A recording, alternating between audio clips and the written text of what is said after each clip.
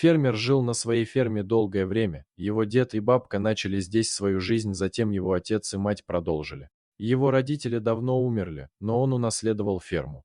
У него и его жены была своя ферма. Его бизнес рос, ферма развивалась, появлялись новые клиенты, его репутация росла. В городе Василий открыл магазин, где продавались продукты с его фермы. Василий был именно таким человеком. Он брался за разные проекты, богател, разорялся. Он ходил по кругу. Его способности поражали и восхищали всех вокруг. «Я за своим Василием, как за каменной стеной», — говорила его жена. Они прожили дружную и богатую жизнь. Вырастили сыновей, которые крепко стояли на ногах. Дети обзавелись семьями и внуками. В общем, семья жила и занималась своими делами. Вдруг хозяин хутора узнал, что у него появился новый сосед, и Василий положил глаз на землю. Сельсовет выгодно продал ее незнакомому человеку из города. Сам Василий долго спорил и возмущался, но ничего не мог поделать. Новый сосед начал свой бизнес, у него явно были деньги. За год он построил огромный дом, высокий забор, гараж на 2 машины и многое другое. Но землю он не пахал, поэтому старик сделал вывод, что новый сосед не будет заниматься сельским хозяйством. Сосед только заготавливал сено на своей обширной земле, а значит, он не был конкурентом для Василия. Мужик обрадовался, но ненадолго. Не прошло и нескольких месяцев, как в его голове зародились сомнения, а вдруг он со мной соперничает. «Нет, мне это совсем не нужно в моем районе», — жаловался он жене, а в уме причислял соседа к врагам. Жена успокаивала его, как могла, но Василий был совершенно спокоен. Чтобы успокоить себя, крестьянин взял корзину и решил пойти в лес искать грибы. Он долго бродил по знакомым местам, но не нашел ничего, кроме нескольких грибов, что еще больше испортило ему настроение. Василий яростно сплюнул и уже собирался повернуть обратно домой, как вдруг услышал крик о помощи: «Помогите кто-нибудь, помогите! Я здесь!» На дне глубокого оврага он увидел мужчину с пустой корзиной рядом.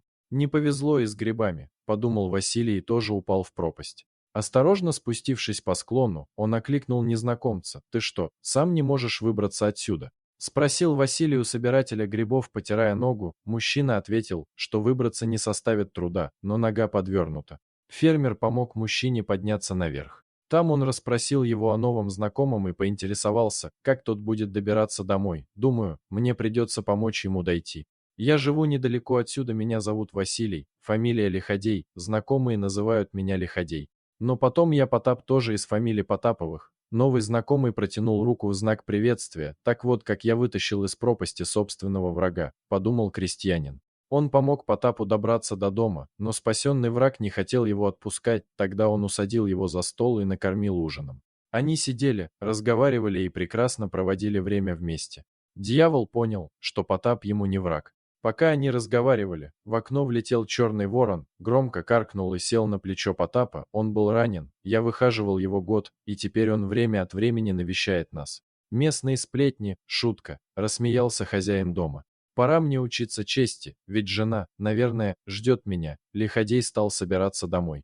Они попрощались с Потапом и решили продолжать дружеские отношения. Василий пошел домой, и ворон последовал за ним. Так он узнал дорогу к дому Лиходея и подружился с ним.